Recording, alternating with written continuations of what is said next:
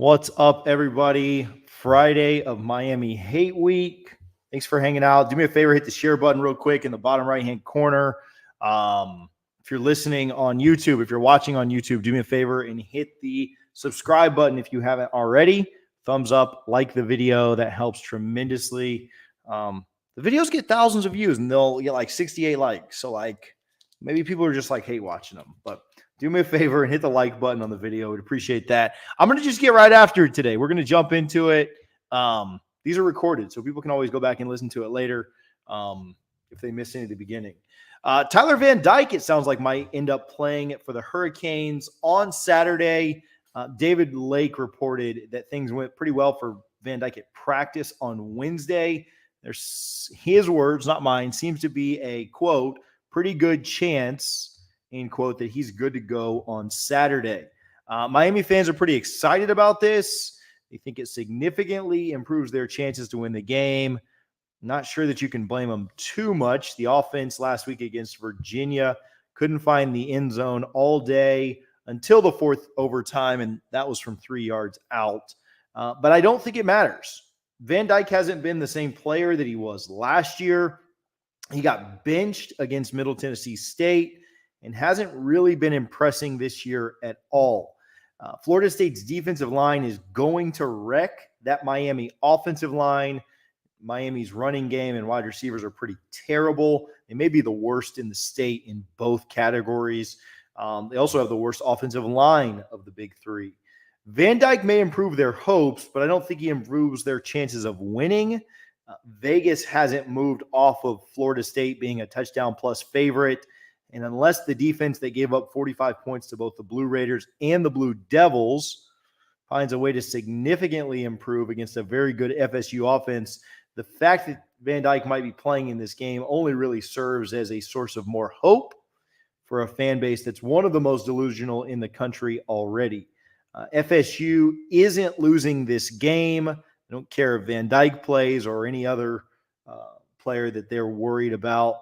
I've got the Noles by, usually you wait till the end of a show or a space to give a prediction, but I've got the Noles by 20 in a rented Hard Rock Stadium in front of about a 60-40 pro FSU crowd. So there's my thoughts on the game. I want to get you guys' I want to talk through anything that you guys have on your mind about the game, about the weekend, about the Noles or any other college football that's going on. So hit that request button. Let's get you in here and let's chat about it. There's my take. I'll talk about anything specifically that you guys want to talk about, but I just wanted to get that out of the way.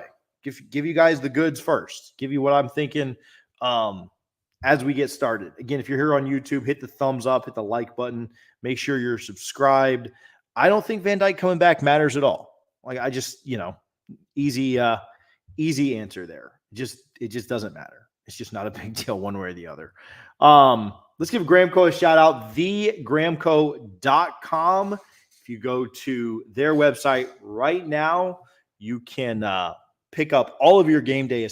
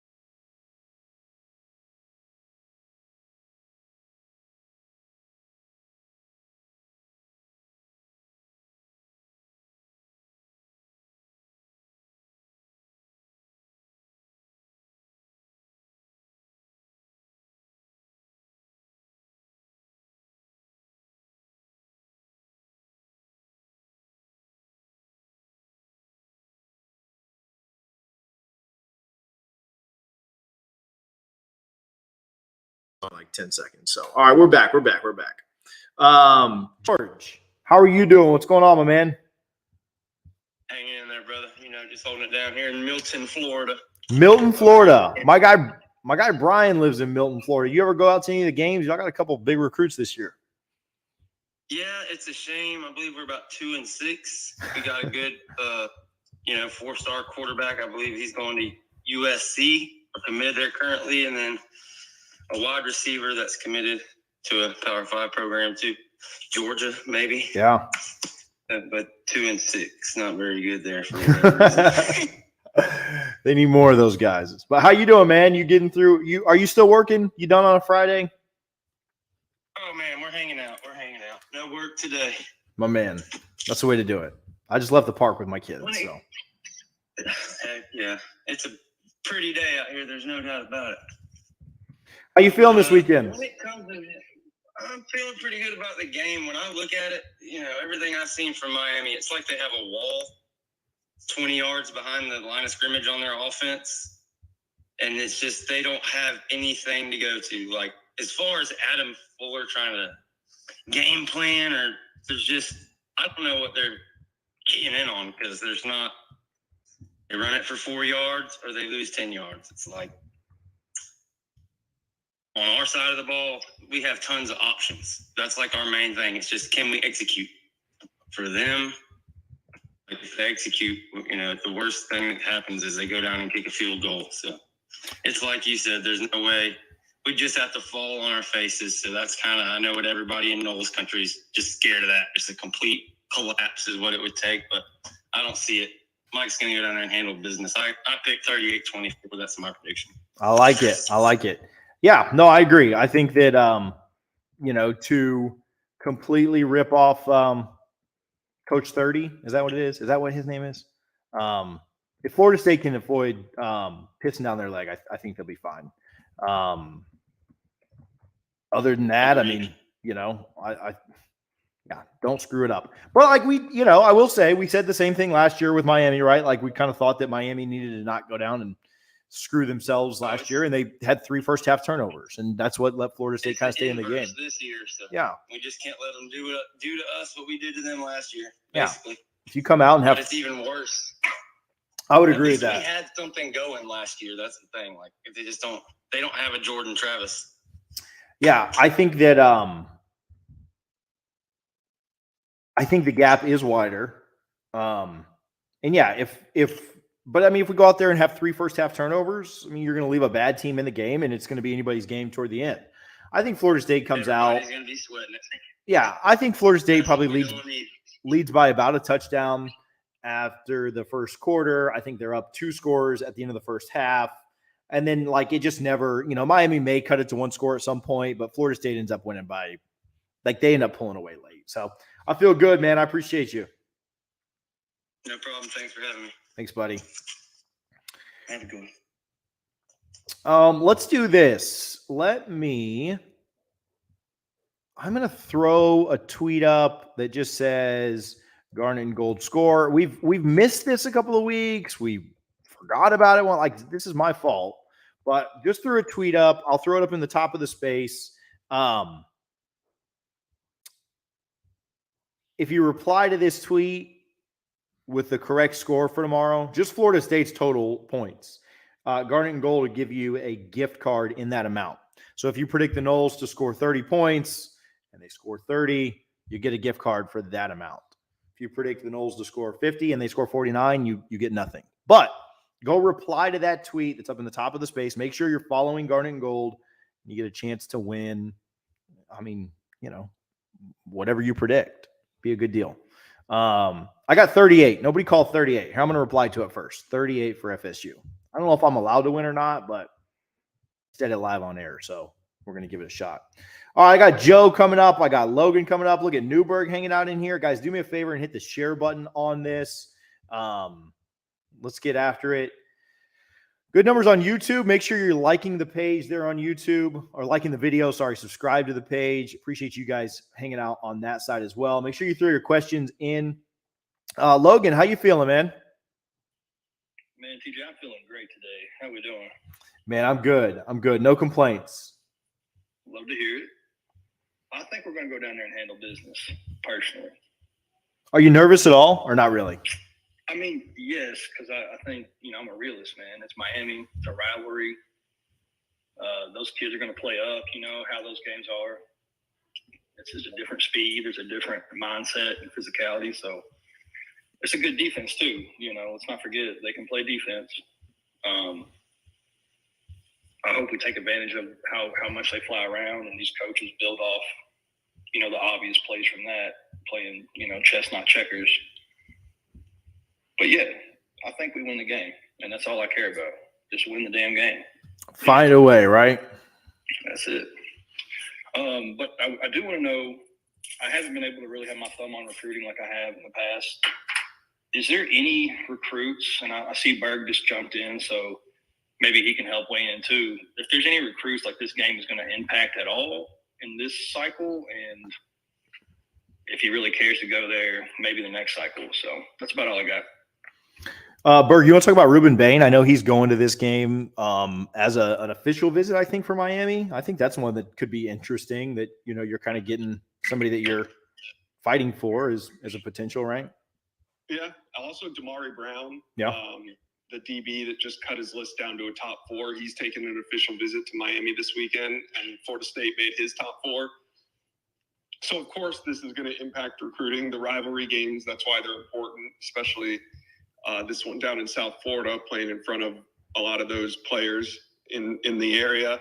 I think that, definitely the outcome of this game can be reflected in recruiting. Now, it's not going to be something that, spills over into Sunday and you just see a bunch of commitments, but like you said, Ruben Bain's making his way around. Damari Brown's making his way around. So if you can have a positive impact during their official visits to another school, that's great. Yeah. The number one, there's a couple. Yeah. And then he said about next year's class, the number 1 wide receiver in America is going to be at the game.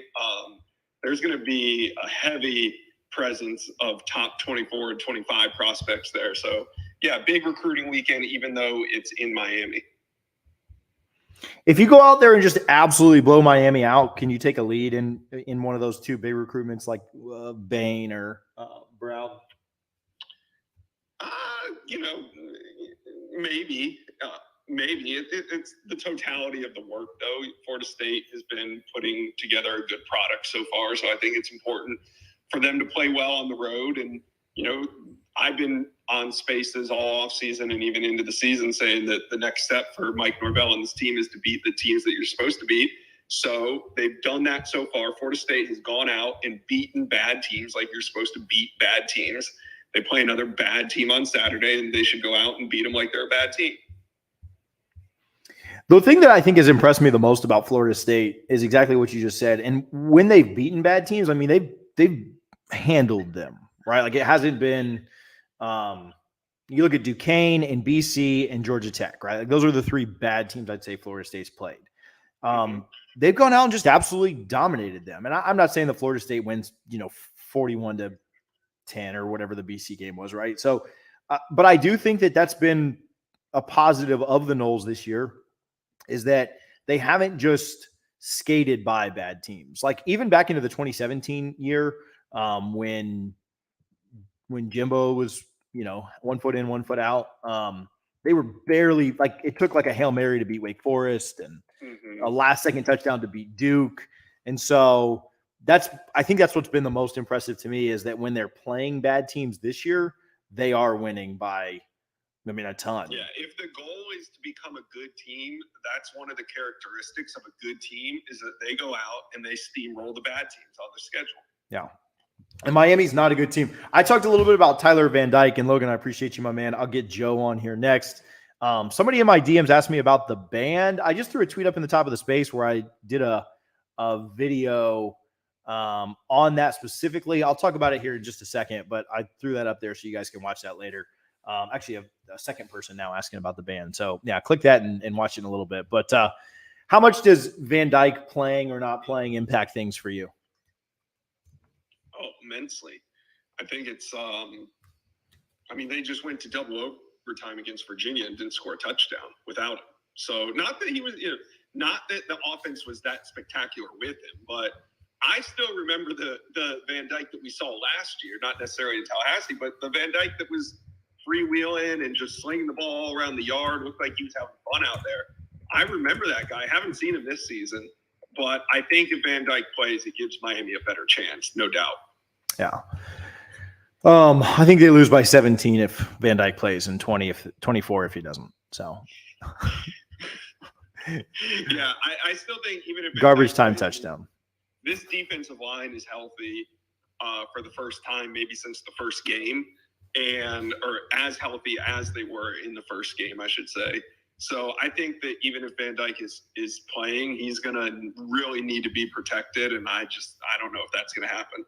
Yeah, and then like no troll at all. Like with how bad their offensive line is and how good Versus looked, like I don't know if it's real smart to throw him out there in a game you're probably going to lose. I mean, I guess you want to play to win, but what Manny Navarro said on the podcast Wednesday night was that like Van Dyke's camp wasn't a big fan of him going out there and just like taking, a ton of shots, right? Like when he's already banged up. If that's true, if Manny's intel is true, that Van Dyke's camp is saying that, then that to me means that he's going to hit the transfer portal.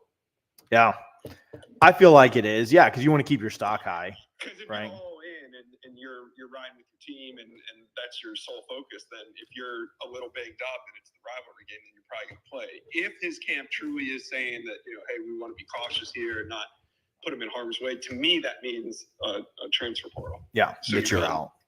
Which it seems like, the way that this year has gone, very well could be the case. Now, if he comes out and just absolutely lights it up and they kind of go on a little streak here at the end of the year, things could change. But I agree. Joe, what's going on, my man? Over here hammering this FSU -9 line today, man. That's what I'm doing. Where you got it -9, man? I thought it fell a little bit. Yeah, I saw it 7.5 today. Oh, if it's 7.5, I know where you guys are booking with, because I'm still at 9. So, but I mean, even at 7.5, I think it's a safe play, and I don't think that as long as FSU doesn't play down and they play their full potential, I think it's a 2-3 score game at when we hit zeros. So I think FSU covers. Good teams win, great teams cover, right? That's right. Josh, when was the last time, and Joe, I mean, if you could think of one too, when was the last time Florida State was fully healthy and like played down? Oh man, it's been a while, but how long has it been since we've been healthy? Yeah. And is it really playing down? No, I'm not going to say that. But yeah, I think this is just another good example of where the team is at. Like, we were on Spaces right before the BC game, and we said if they come out and they roll BC, then that's a good sign that this team has taken the next step, because like you said, we just haven't seen it. I think health is only part of it. I think the team itself is just playing better. Yeah. I was at the LSU game, and I had to go through that dramatic ending, and then it was nice to watch the BC game from the stands and just enjoy all 4 quarters and not have to worry about how far out that field goal is going to have to come from to win the game. So, but no, I expect FSU to cover. I can't stay long, but always remember that you can't spell suck or delusional without that U, and I am looking forward to Saturday night. That's epic. Appreciate you, Joe.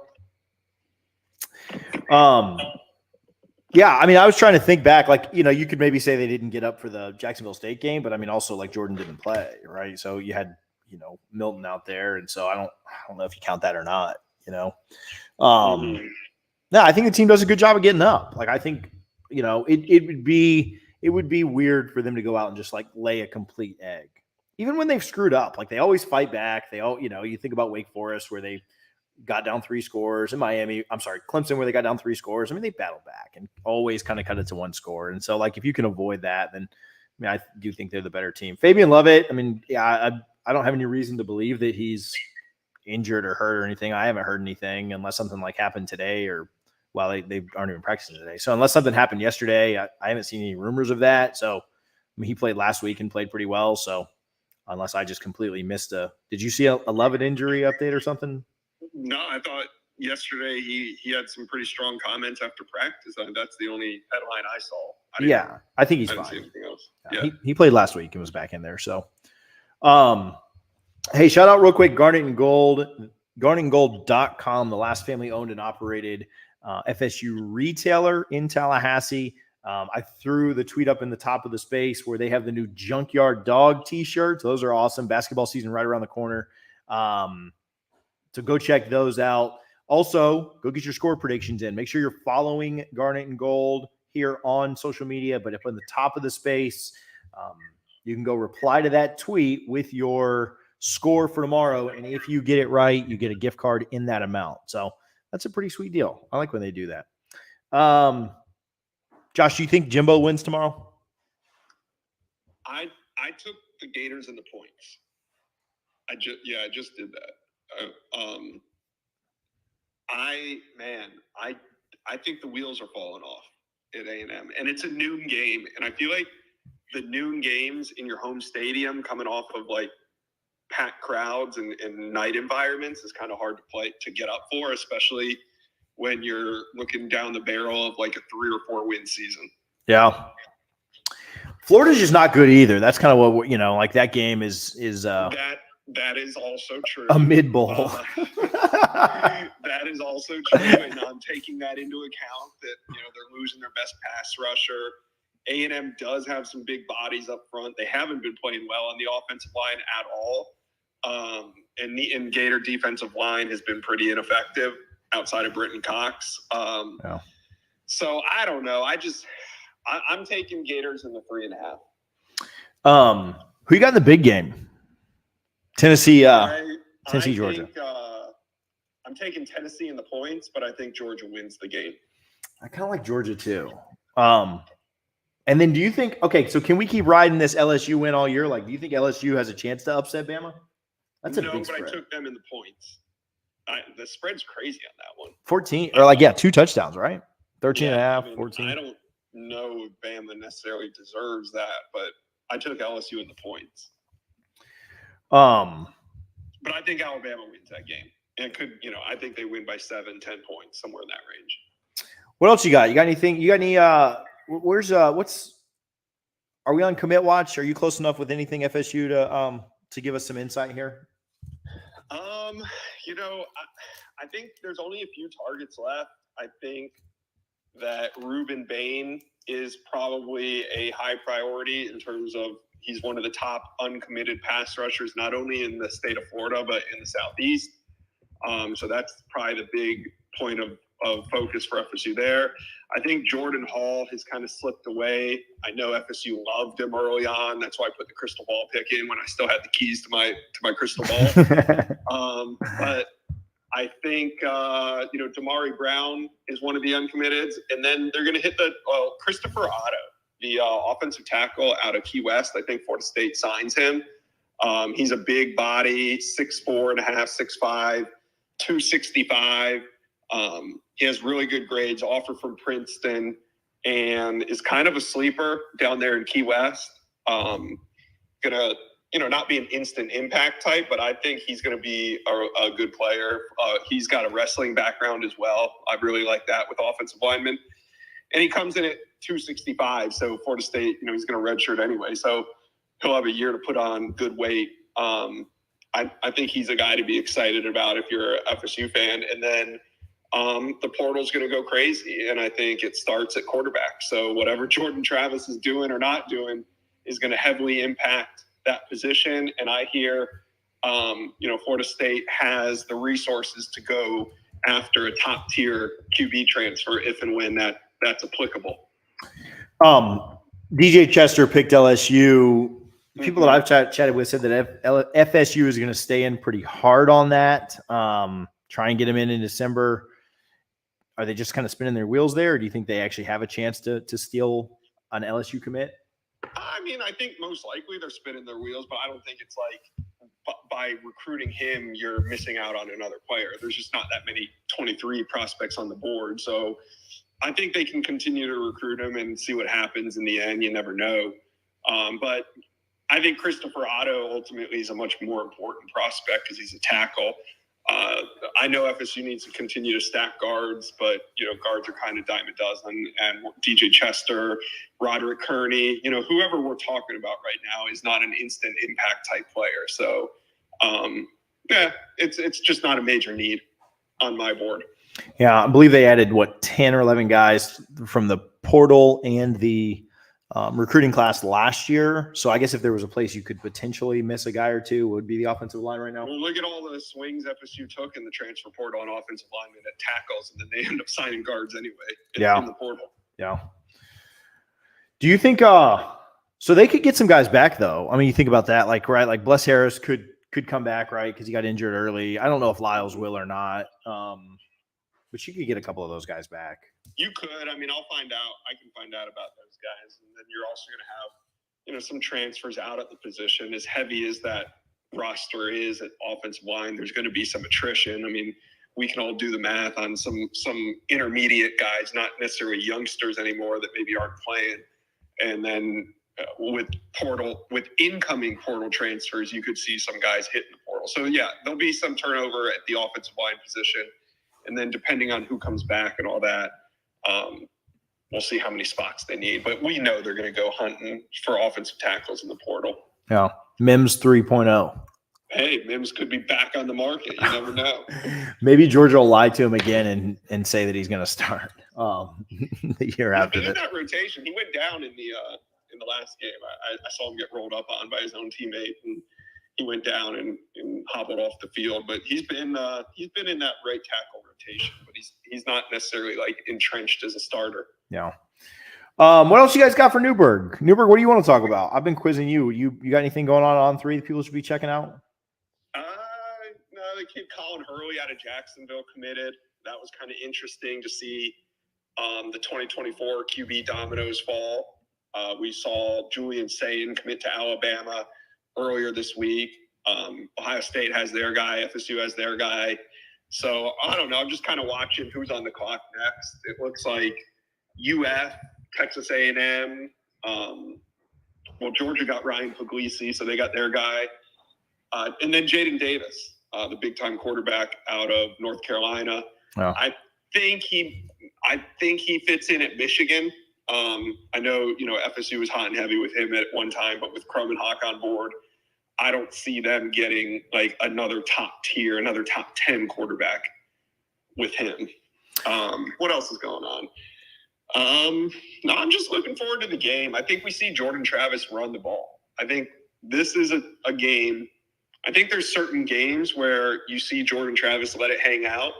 And I think that's by design. Mm-hmm. I don't think he's just calling his own number. I think the coaching staff kind of preserves him for these moments. And I think we see Jordan Travis hold that ball a little bit more and take off running. And, in a blink of an eye, he can be in the pocket, and then he can be 45 yards downfield, shaking people. So I think this is one of those games where Jordan's going to let it loose a little bit more on the ground. It seemed like last week they were intentionally – like he didn't have one rushing attempt, and there were some running lanes on some of those scrambles. And I think that against a Georgia Tech team, you just don't take any risks, right? Like you knew you could. I mean, what did we lose the turnover battle 3-0, and get stopped on a 4th down, right? And like still won the game. Like you knew you could. Yeah. It's kind of like to me, it was kind of like UGA last week against Florida. They lost the turnover battle 3-0 and still knew they could win the game by 3 touchdowns, and that's exactly what happened. Yeah, I agree. I think they're gonna dial it up today or this weekend with Jordan and scheme him out a little bit more with the ball in his hands. And anytime you do that, it gets the defense off balance, and you can get more one-on-one matchups with Johnny Wilson and Micah Pittman on the outside. I don't know if many of the folks in here heard it, so I hate to make you repeat yourself, but we've got some Miami fans in here, so they'll enjoy this. But thoughts on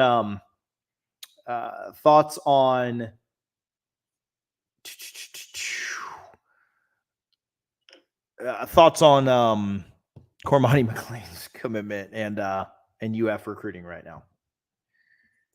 Oh man, what a turn! Like that's kind of like the middle 8 when Florida State can't figure out the middle 8 and they just totally flub it up, and it's a huge swing of points where it looks like Florida State's about to go score and be up by 10, and all of a sudden you're in the 3rd quarter and they're down by 14. Yeah, that's kind of what happened with this weekend, or with the momentum last week. I mean, Florida flips Roderick Kearney from Florida State. That was a little. While everybody's waiting on Cormani's decision, they flip Robert Kearney. So, the fan base is fired up a little bit earlier than they should have been. And then the surprise commitment of Cormani McClain going to Miami. And then 2 days later, they had to watch whatever went on in Jacksonville. And it just seems like every bit of momentum was taken away in the matter of like 72 hours. So I still think that, they got a good class. But that's kind of the issue with the Gators is they've been recruiting good classes. And there's a difference between good and great.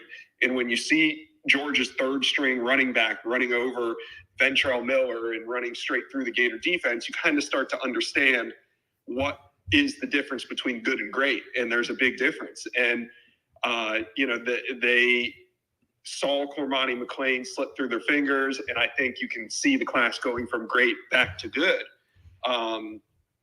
Keon Keeley was another big piece that, I thought was going to fall their way after his Notre Dame decommitment. He's a kid out of Tampa that seemingly was going to head there, ended up, it's more of a Georgia, Alabama, Ohio State battle, or not Georgia, but Alabama, Ohio State for him. So I think that there's just the air was let out of the balloon very suddenly for that class.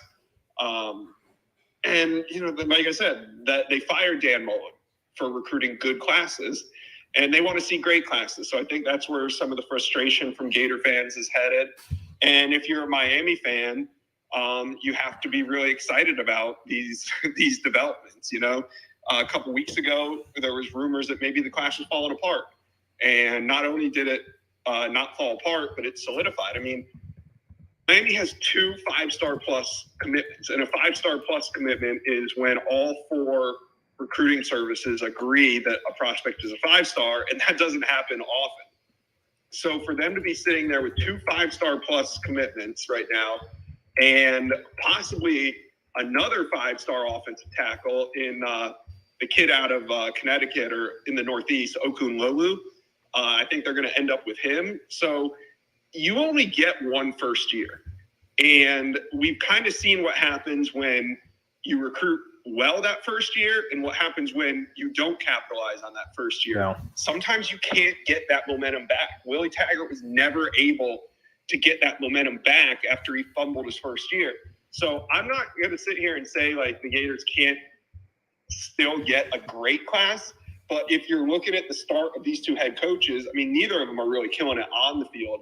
But if you're a Miami fan, you have to be happy that whatever message or whatever they're selling at Miami, they're doing it despite what's happening on the field. They're getting a pass in that first year, and that you're going to get that pass. It's just what you do with it. And right now, I think the Canes are doing more than the Gators. Yeah, it might not be so much of what they're selling as what they're giving away. Hey. No, but I mean, they are doing a great job with that. And you're right. Like, I mean, I wish I probably should have, I didn't know we'd really talk about this, but I think what's the stat about like head coaches that don't recruit like a top 5-ish class in their bump year? Like a coach has never won a national title without recruiting a top 5-ish, or it's something like that, right? Like I don't know. I don't know the stat, but I'm sure it's accurate. Something like the effect of if you don't recruit just an absolute elite class in your bump class, then will you ever get it, right? Like, cause it's hard to kind of get that new car smell, right? Like back again. Yeah. In this day and age of, win now and win fast, it is hard to get back that momentum if you don't capitalize on it in your first year. Yeah. I mean, you look at Florida now, right? Like Florida is struggling this year on the field, and they'll probably finish 6-6 this year. But they're going to have, I mean, you've already started to see a bunch of guys leave, and they'll try and hit the portal pretty hard, but it's not like they're going to win 10 games next year, right? Like they're probably going to go 8-4, improve slightly. And so will 8-4 in year 2 be enough to jump them from a top 10 class this year to top 5 next year? Well, probably not, right? And then, if you keep just marginally increasing, how long does it take you to get back? And I think it's always possible. It's just that the odds get lower and lower as the time goes by. Right. Because you got to do something truly. Now with the portal, I think you can, kind of move from you can good to great. Like I go around to a lot of college football message boards, and I can tell you, there's not a message board out there where the fans aren't saying, we're hitting the portal hard this offseason. So it's all relative. It's like, yes, that's true. But again, all these teams are looking to improve from good to great. And it's not as easy as, hey, just go to the portal, because everybody is going to the portal. Right. Florida State, best case scenario, probably finishes with a top 15-ish class this year, right? Maybe hits on a big target to get back up in that range. Yeah, but I think even if they hit on a big target or two, I think that they're going to hold back some scholarships for the transfer portal. So, like, I just don't know if there's going to be a huge recruiting push at the high school level. I think kind of similar to last year, like they'll recruit out to the end, the top elite guys that are on the board. But I don't think they're going to make some wild offers at the end to some sleeper guys. I think they'll just hold those and go JUCO and transfer portal. Right, because at the end of the day, So they need it. Because of that, I agree that, yes, top 15 class is probably, maybe 14, 13 maybe is probably best case scenario at the high school level, just because they're going to hold back a little bit. To try and get a few guys in the transfer portal that are faster, quicker impacts, right? I'm sure they could. I'm sure they could stuff the class with 8 3-stars. Yeah, but what's the point? And you're also, because you're not recruiting elite high school talent, you're in that cycle of live paycheck to paycheck a little bit, right? Like you get really good guys in the portal, and then they go. Right. And now you got to replace them. And unfortunately, you didn't land Marvin Jones Jr. You didn't land, Wesley Bissett. You didn't land certain guys that maybe a year or two down the road would have been plug and play. So now it's kind of like, oh shit, we got to go back to the portal to find that guy again. And like I said last offseason, give Mike Norvell the benefit of the doubt, because he's been able to, kind of refill those holes, but it's not ideal. You'd like for the help to come from your high school recruits. Right. And get out and break the cycle of having to live paycheck to paycheck in the transfer portal. What else you guys have? Anything else? If not, we don't have to stay on here super long. Do you think you got the Noles winning tomorrow, and then you've got Syracuse and Florida left, right? I mean, I think we all expect to beat Louisiana, but Syracuse and Florida left. How do you feel about those games with a few weeks to go? Syracuse is just weird going on the road up there. It's just weird, and then they're a good team. I'll know more after this game. Like we said, if Florida State can do what they're supposed to do and beat a bad team on the road, I like them to continue that and go up to Syracuse. Not that Syracuse is a bad team at all, but I would like to see a little bit more consistency from FSU and beating Miami, and then I'll probably feel a little bit better about Syracuse. Do you think Miami should do something special for Florida State for the only 2 games in the last 5 years that the Canes have sold out were both FSU games? Yeah, they should. We need an NIL deal. We need to, or maybe we need to do like a reverse NIL deal. I think Florida State should sponsor Hard Rock Stadium, like Florida State Seminoles Hard Rock Stadium or something. If we keep selling out that game, what I'm worried about is that we're going to have to pay rent every 2 years when we go down there. Like the Dolphins are going to charge us rent as opposed to charging the Canes rent because they get confused. So that is a legitimate concern. Yeah, they should thank us for the stimulus. A little injection of cash flow into their stadium expenses. Speaking of stimulus, actually, I don't even think that's a good transition. Thegramco.com, TJ25 will get you 25% off of your order. Make sure that you have your game day goodies to you and delivered. I feel like you guys are going to be wanting that Delta 8 right around Thanksgiving. So, hey, a bunch of you guys wait till the end of the month to order. Like, feel like the last week they were telling me they were like the orders were higher the last week than like the rest of the month. So, shout out the end of the month orders, but you guys should make sure you have your goodies early. Florida games on Black Friday. Make sure you get that delivered and all set. TJ25 at checkout. Look who we got, Josh. My man ain't been in here in weeks, but You come back. Well, Josh has been in here like every Friday. Who we So, got? I don't see him. oh, I got Seymour. What's up, guys? Man, I just wanted to come holler at Mr. Hollywood himself. I see you all on TV and shit, looking all slick and clean, man. What's up, baby? Oh, my. How do you like the transition from Noles 24/7 Newberg to On 3 Newberg? The On 3 Newberg is like, you know, he's the slick down, clean cut guy. The 24/7 Newberg was the pot smoking couch guy. Well, y'all just got, like, you got to just understand my routine. It's always infiltrate, do what they do, learn how to do what they do better than how they do it, and then break all the rules and do it my way. So, like, I know it's coming. It knows 24/7. You know, it took me 6 years until I went to the Big 3 roll-up and started doing that, and then started growing my hair. You know, so I had to play the game their way for a little bit, and that's what I'm doing right now. So give me a little time and let me work. I got you, baby. I see what you're doing. I know your moves, man. I just had to come holler at Mr. Hollywood himself, man. You know what I mean? It's been a while since I talked to the big timers, so, you know, I just had to have a conversation with the big time. Oh, I feel you. Hey, well, since we got Seymour on here, I want to know, and I've come a long way, Seymour. I am all aboard the Deion Sanders train. He's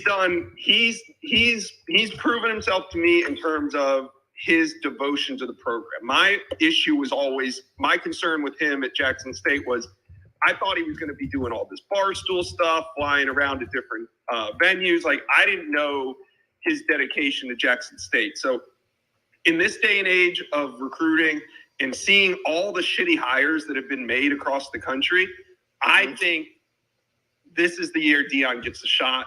I don't know exactly where it's going to be right now, but I'm thinking Deion Sanders is a Power 5 coach next year, and deservingly so. I think so too, man. America better hope he doesn't go to Auburn, man, with all those resources and the ability to recruit to the SEC, man. Nick Saban's ass is going to retire a lot sooner than we think if he does.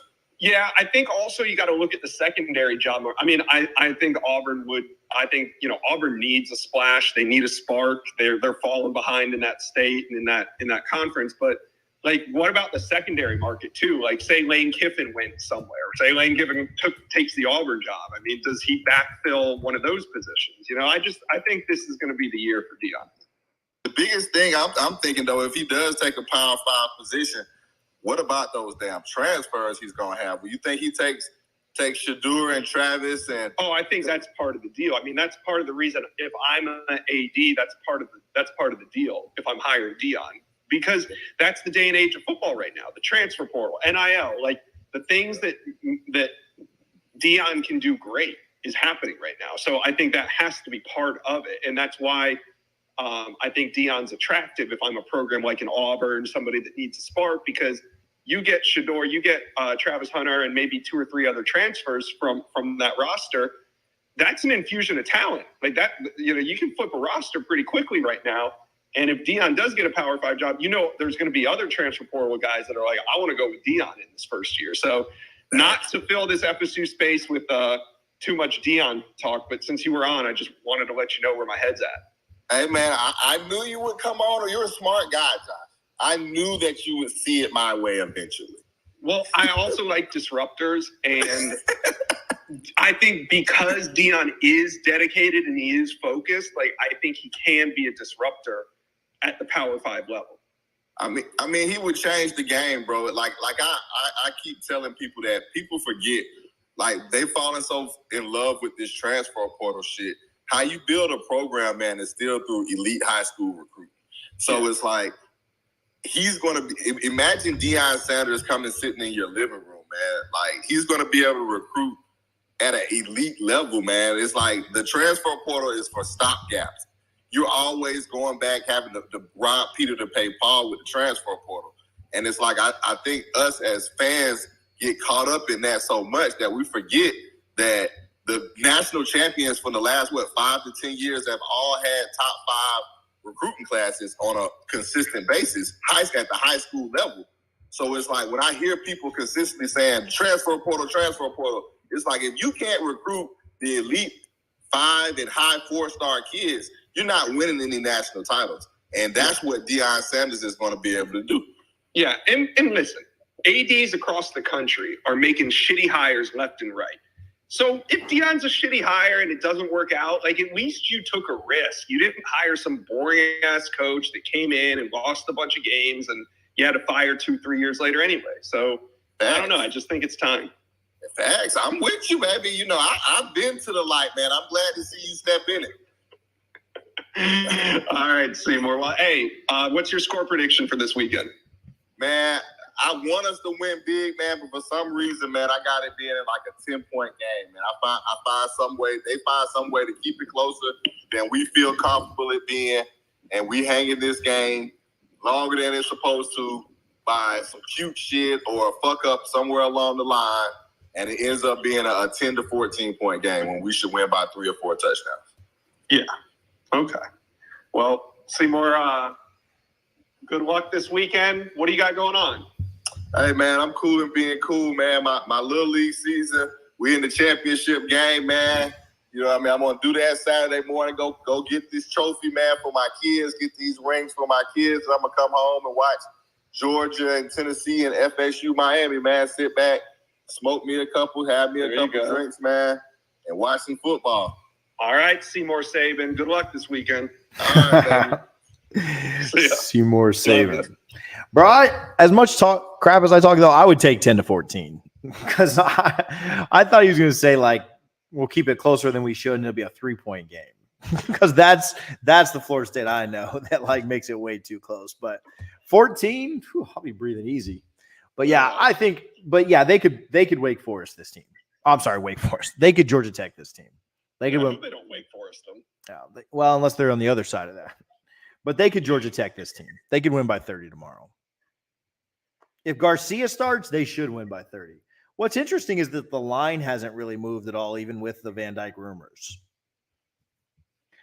Yeah, I've seen that. Yeah, that's kind of weird. So I wonder if Vegas is not buying the rumors. I wonder if that's what it means, or if they don't think that Van Dyke's going to be effective. I mean, he got benched against the Blue Raiders, so maybe they're just not. It's crazy. Maybe they're not buying the Van hype. Is yeah, my take there. All right, let me give one more shout out to Garnet and Gold, garnetandgold.com. Again, up in the top of the space, there's a tweet where I just tweeted Garnet and Gold score. If you reply to that with your score prediction, if you get it right, you get a gift card for that amount. So you don't have to do anything crazy. Just go reply to that tweet with a score, and you're good to go. I don't have any other questions. Oh, somebody asked about the band. If you have any other questions or you want to request before Josh gets off here, before I get off here, go ahead and do that. Somebody asked about the band. Miami doesn't let Florida State's band perform. And then sticks them up in the very top of the stadium, like up there in the upper deck. Mm-hmm. They don't allot a ton of seats that the band could actually get. And so it's just kind of so from speaking with somebody at FSU, it's still incredibly expensive to travel for a game you can't perform at, can't take the full band, get stuff thrown at you, and just kind of get harassed the entire time because Miami's fans are trash.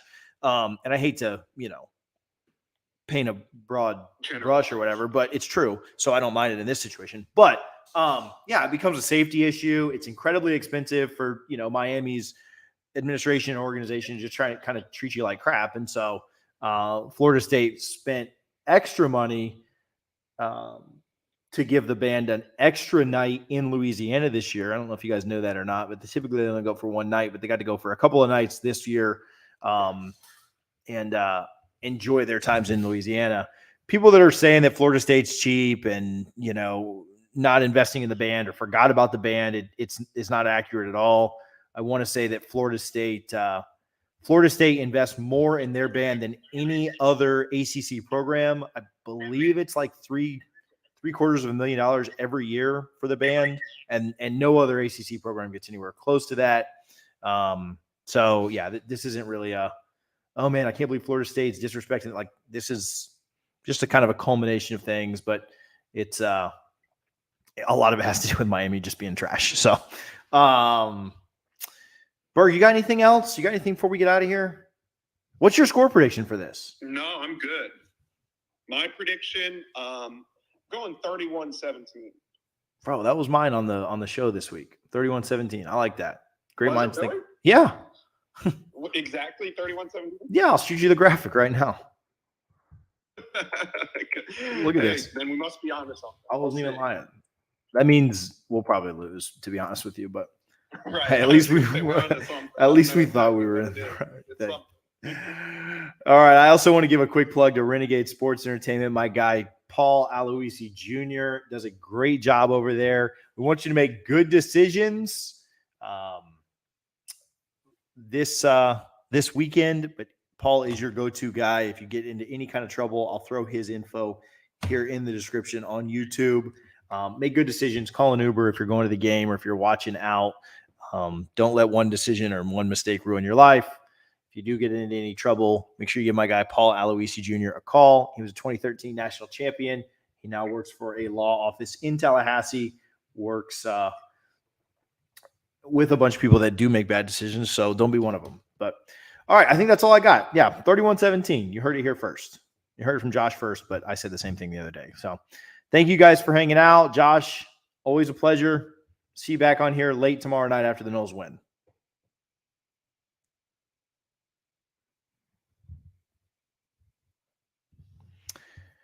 If you're still here on YouTube watching, do me a favor, hit that thumbs up, hit that like button.